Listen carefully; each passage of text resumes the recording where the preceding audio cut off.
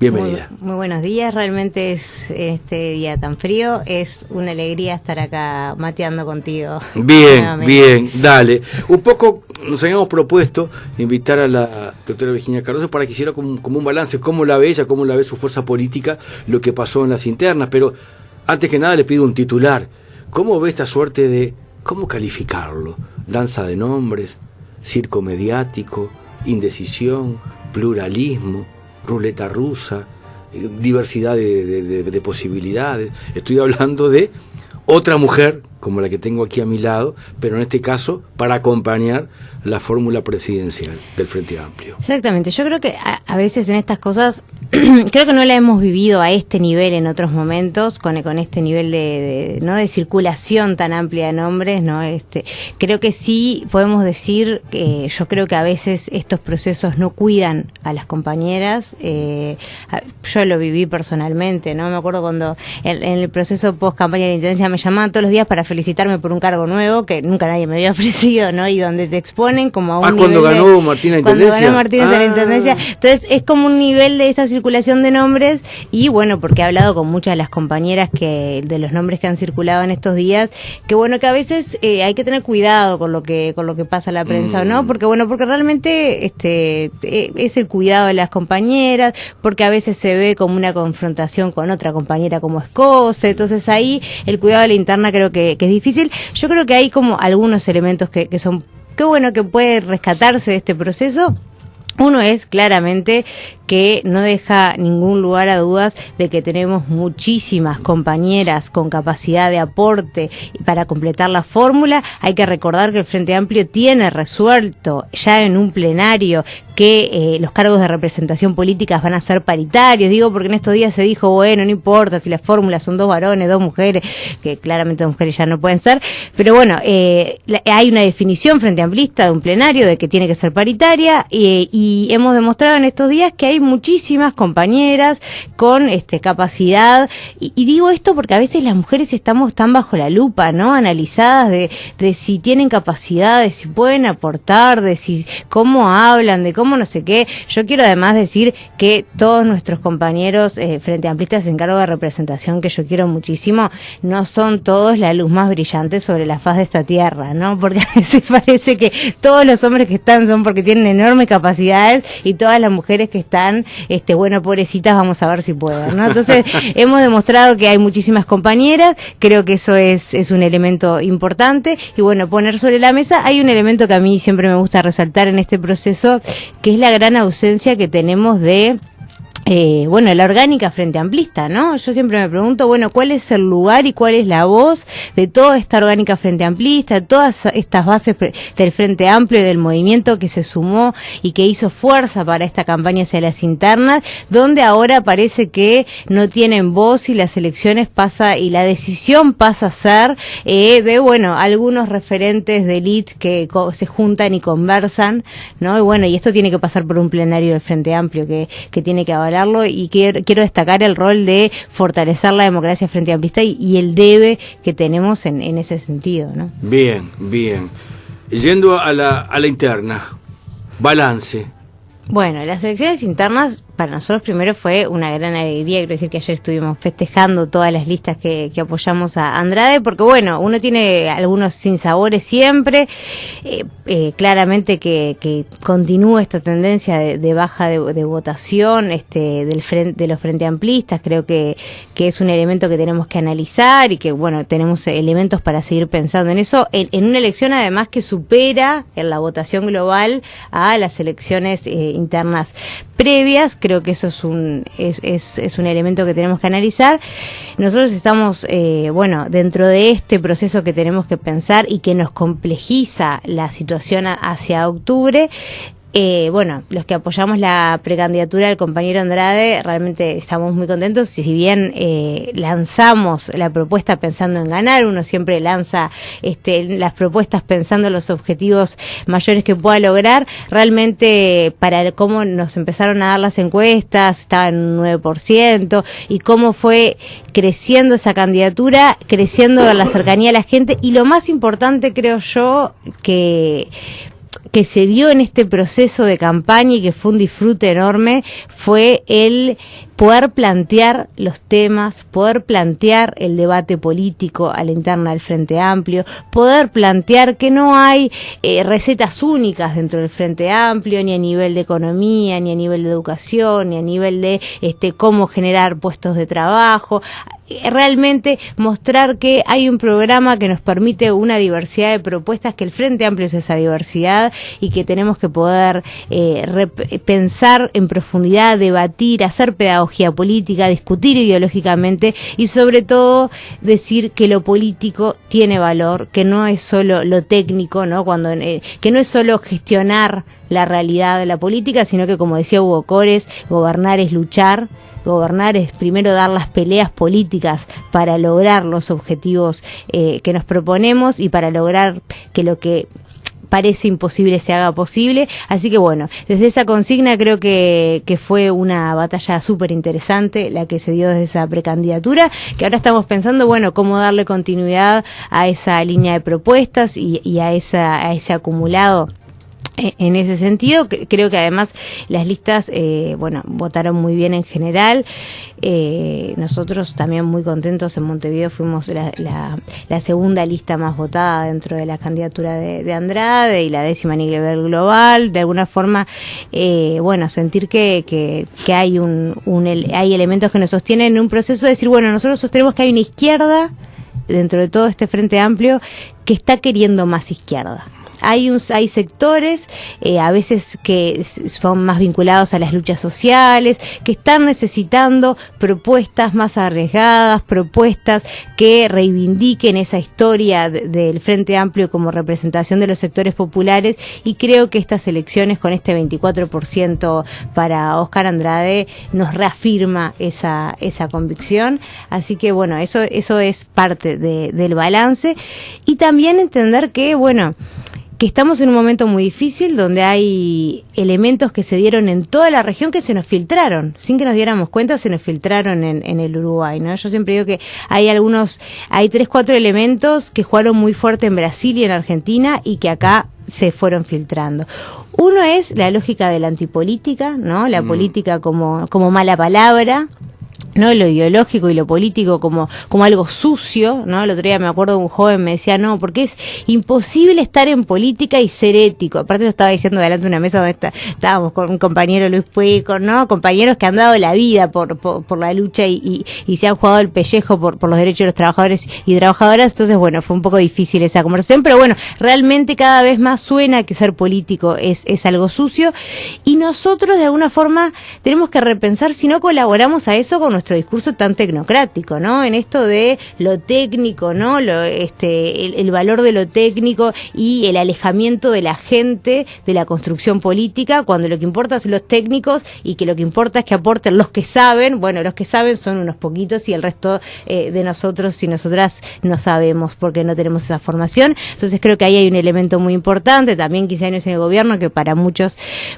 esto hace que sea como que se vaya institucionalizando el Frente Amplio como partido y elementos que tenemos que repensar en ese sentido. Eso es un fenómeno, y Sartori es claramente el ejemplo de la antipolítica, ¿no? Que bajó el nivel de discusión de la campaña. O sea, la campaña siempre es una oportunidad, siempre decimos, no solo juntar votos, es una oportunidad de discutir, donde la gente está más abierta a pensar en política, a hablar de política, a ver cómo está el país, a hacer balance, a pensar para adelante. Es el momento.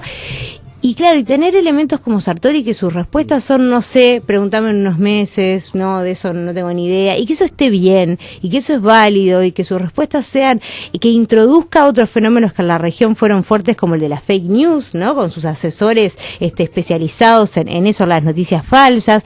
Realmente son fenómenos que bajan el nivel de la democracia uruguaya, y eso es algo que tenemos que tenerlo en cuenta. Otro fenómeno que jugó en la región y que se nos introduce es tratar de asociar que la izquierda es igual a corrupción.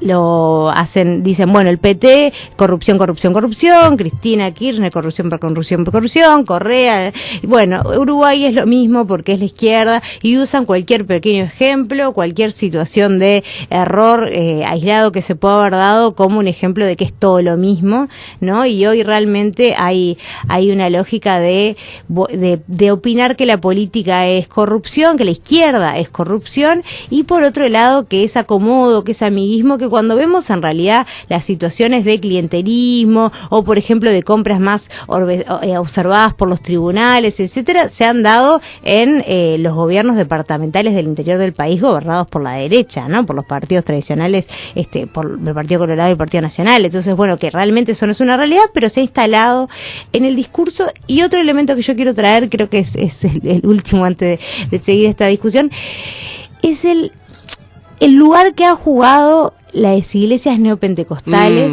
y este lugar de el discurso de la teología de la prosperidad, ¿no? Veníamos de una iglesia de los 60, 70 con la iglesia con la teología de la liberación y con la lucha vinculada a la emancipación social, y ahora de golpe este movimiento que nace en Estados Unidos de las iglesias neopentecostales con una teología que apuesta al individualismo, que apuesta al crecimiento personal, desvinculado de los procesos sociales, desvinculados, ¿no? Donde lo que te pasa bien es por mérito tuyo o porque aportaste lo suficiente a la iglesia, ¿no? Donde realmente se genera elementos subjetivos y culturales que son muy contrarios al proyecto Frente Amplista, y que vemos que en Brasil esto jugó mucho. O sea, en Brasil las familias más beneficiadas por la Bolsa Familia, sobre todo las jefas, madres, las mujeres jefas de familia en Brasil, que fueron más beneficiadas por el programa de Bolsa Familia, cuando se le preguntaba si estaban mejor en el proceso, en los periodos del gobierno del PT, respondían que sí.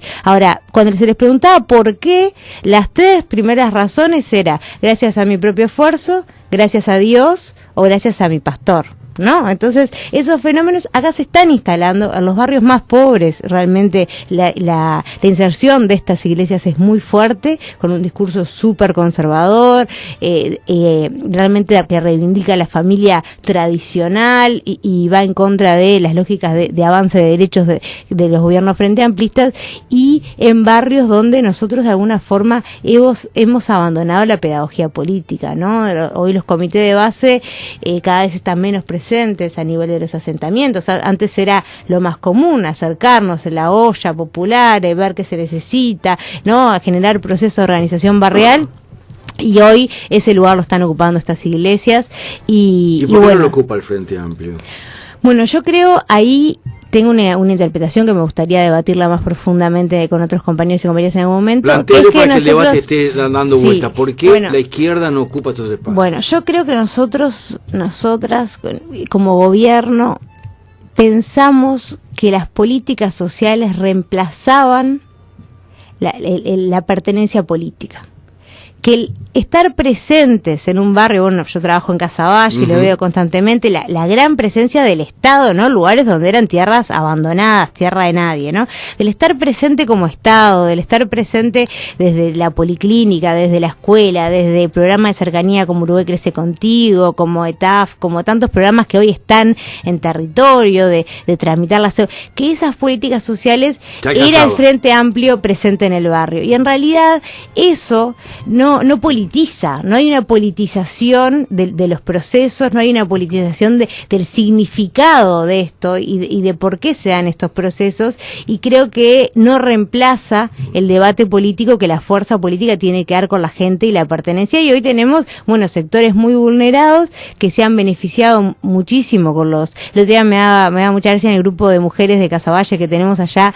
Yo trato de opinar lo menos posible porque uno cuando está menos tan politizada, trata de no influir y escuchaba y decía no, porque una le decía a otra, imagínate, antes no teníamos la asignación familiar, o era cada 2 meses y trabajabas, y ahora vos fíjate todo lo que tenemos y nos pudimos construir nuestras casas gracias al plan juntos, y la discusión que se daba entre ellas como en el antes y en el después, que a veces no es común, y que hay sectores más vulnerados que hoy sienten que que realmente miran más lo que todavía nos falta, que hay que decir lo que nos falta, y no lo que hemos avanzado, lo que hemos logrado, y realmente creo que ahí tuvimos un error de la falta de pedagogía política, nos faltó pedagogía política. Yo siempre digo, no es que seamos Cuba, que en cada esquina tengamos un cartel que diga seamos como el Che, pero bueno, tenemos que poder darle significado político, de construcción política. Cuando hoy estamos hablando de que hay más gente hoy que piensa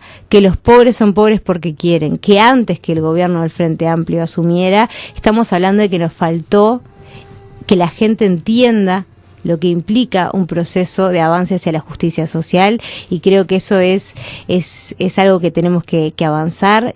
Cuando estamos hablando de la asignación familiar, sobre todo estamos hablando en la gran mayoría de madres solas con muchísimos hijos a cargo, en condiciones de muchísima vulnerabilidad, donde tenemos todavía muchas cosas que hacer. Creo que una de las propuestas más importantes que se propone el nuevo gobierno frente amplista, y eso está en el programa escrito claramente, y tuvimos compañeras muy cerca trabajando en esto, es duplicar el presupuesto para vivienda y hacer realmente la política de vivienda más grande en la historia de este país.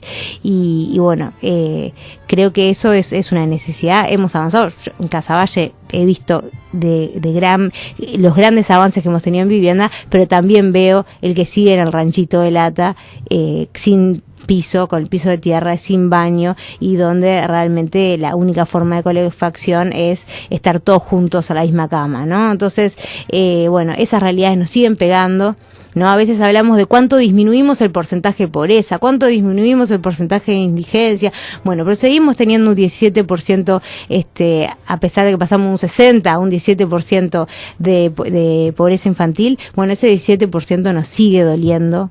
No importa cuántos son, cada uno de los que esté pasando mal nos sigue doliendo, porque esa es la apuesta de un gobierno de izquierda, por los más vulnerados, por los que siguen necesitando.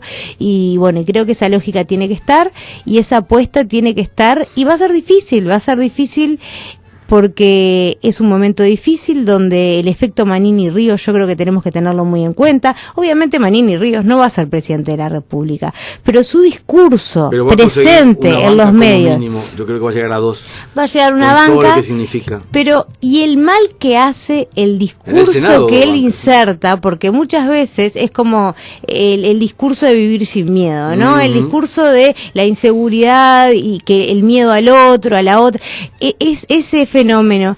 Más allá de que Larrañaga no llega a ser candidato a presidente, ese discurso va horadando y va de alguna forma debilitando la cohesión social, la convivencia, la participación social, la construcción de procesos colectivos, y yo creo que lo de Manini Ríos tiene un efecto similar, de ir sembrando el odio, la discriminación, ¿no? Esto del pichaje, el malandraje, la discriminación a la población migrante, etcétera, como elementos que alimentan un fuego que a veces está latente, ¿no? En el cierre de la charla con la doctora Virginia Cardoso, yo me quedé con estos datos que decía que bajamos este índice, bajamos el otro.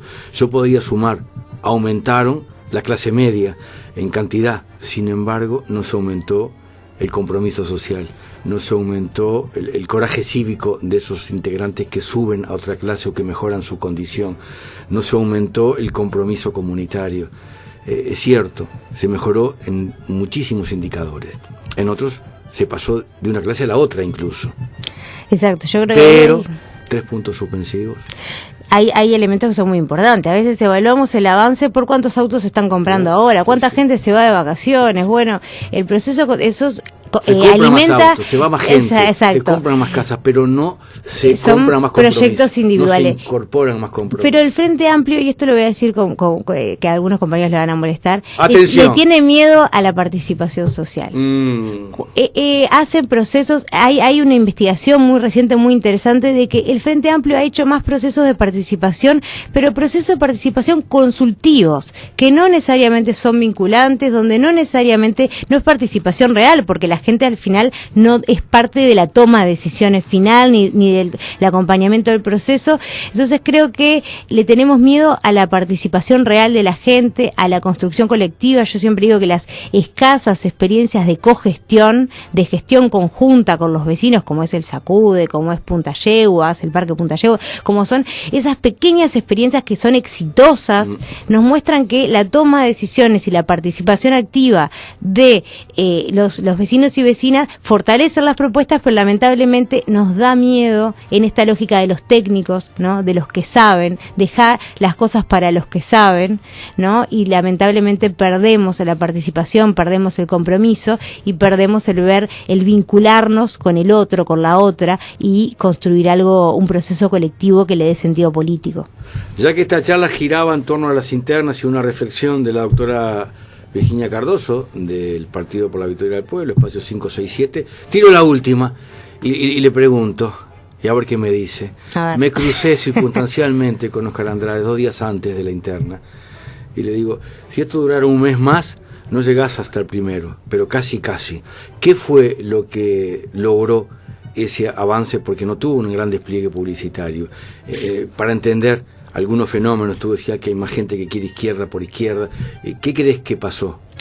Bueno, claramente este es un fenómeno de una elección interna, entonces hay que mirarla muy desde la lógica frente amplista, ¿no? Pero creo que yo estoy convencida que sí, que si hubiéramos tenido más tiempo, el Boca hubiera llegado mucho más lejos, porque fue una campaña muy austera, donde siempre decíamos que cada vez que la gente escuchaba al Boca salía fascinada, ¿no? Y realmente salía convencida de que había un proyecto político que enamoraba, ¿no? Esto de, él decía mucho, la alegría será nuestra. Yo siempre digo que tenemos la responsabilidad política de ser organizadores de la esperanza, porque el fascismo no crece con pueblos con esperanza. Entonces ahí hay como algo que bueno, que avanzar. Yo creo que el debate fue muy importante, porque el debate lo puso sin plata atrás en la vista de todos, ¿no? Porque nosotros lo que necesitábamos es que los uruguayos y las uruguayas, la población frente amplista lo viera, lo escuchara, y cuando tenés tan pocos recursos económicos es muy difícil ponerlo en la vitrina, ¿no? Ponerlo a la visibilidad de todos, y bueno, creo que eso fue algo que fueron dificultades organizativas, dificultades por la falta de recursos, muy hecha a pulmón, una campaña muy hecha en base a militancia, y comparto plenamente con que realmente se notaba que detrás del discurso de Óscar Andrade había un proyecto de país, claramente un proyecto de país que hacía una opción clara por la clase trabajadora, por la sociedad organizada, por el movimiento feminista, que empezaba a cuestionarse hacia el final de la campaña, bueno, cuál es el rol del movimiento ambientalista, cuáles son los avances que tenemos que dar, y donde tenía propuestas muy claras, ¿no? Y el énfasis en la vivienda y en el derecho a la vivienda como una propuesta muy clara, también en los avances en salud. Realmente era un proyecto de país que era algunos decían el cambio en el cambio, ¿no? Realmente era un proyecto de cómo todo lo que avanzamos nos genera las condiciones para profundizar muchísimo más y no solamente administrar mejor la situación que tenemos hoy. Para quedarnos pensando, que tenga buena jornada, abríguese, ¿eh? Está muy frío. Me vine caminando, así que entré en calor cuando venía, pero me parece muy bien. Me voy en moto. Ah, bueno, hay que ponerle esta mañana, cuando hacíamos el convite para que nos acompañaran en la rueda, bueno, una rueda de comunicación con un matecito, y una rueda de comunicación para ponerle pienso a este gris que nos rodea por momentos, y no hablo solo del tiempo. Creo que algo de pienso se le puso en esta charla. Bueno, muchas gracias. Seguimos en este proceso que va a ser largo, vamos a tener que debatir mucho y pensar mucho juntos y juntas.